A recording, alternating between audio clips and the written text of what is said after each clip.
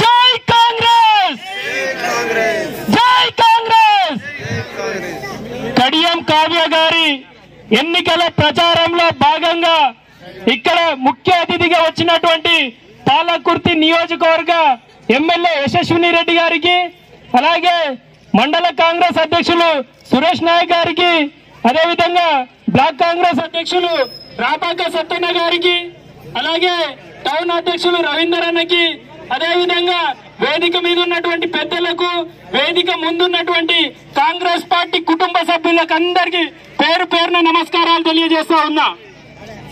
గతంలో MLA election లో 47,634 ఓట్లతో మన యువ ఎమ్మెల్యేను గెలిపించుకోవడం జరిగింది. ఇప్పుడు వస్తున్నటువంటి ఎన్నికలు నరేంద్ర మోడీకి, రాహుల్ గాంధీకి మధ్య జరుగుతున్నటువంటి ఎన్నికలు. ఈ ఎన్నికల్లో పుసుక్కున మనం బీజేపీ పార్టీ కనుక గెలిపిస్తే, ఎవరన్నా చెప్పే మాటలు విని వాళ్లకు ఓటేస్తే, రాబోయే రోజుల్లో డాక్టర్ బాబాసాహెబ్ అంబేద్కర్ రాసినటువంటి రాజ్యాంగాన్ని లేకుండా చేసే కుట్ర చేస్తా ఉన్నారు. ఇవాళ కాంగ్రెస్ పార్టీకి ఓటు ఎందుకు వేయాలంటే, రాహుల్ గాంధీ గారు ప్రజలకు మేలు చేయాలని చెప్పి 5 న్యాయాలు పెడితే, అదే బీజేపీ ప్రభుత్వం మేనిఫెస్టోలో కేవలం నరేంద్ర మోడీని చూసి ఓటేయాలని చెప్తున్నారు. నరేంద్ర మోడీని చూసి ఓటేయడం కాదు, గతంలో ఏదైతే బీజేపీ 2014లో యువకులకి సంవత్సరానికి 2 కోట్ల ఉద్యోగాలు ఇస్తా అని చెప్పి మోసం చేసిర్రు. అలాగే మనకు జన్ ధన్ ఖాతా తీసుకుంటే ప్రతి ఒక్కరి అకౌంట్ లో 15 లక్షలు వేస్తా అని చెప్పి మోసం చేసిరు.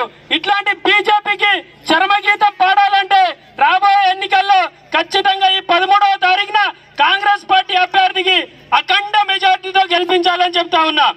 అలాగే ఈ మధ్యన బీజేపీ వాళ్ళు ప్రతి ఊర్లలో వచ్చి వికసిత్ భారత్ అని చెప్పి ఊర్లలో వాళ్ళ టీవీలు పెట్టి, స్క్రీన్లు పెట్టి చెప్తా ఉన్నారు.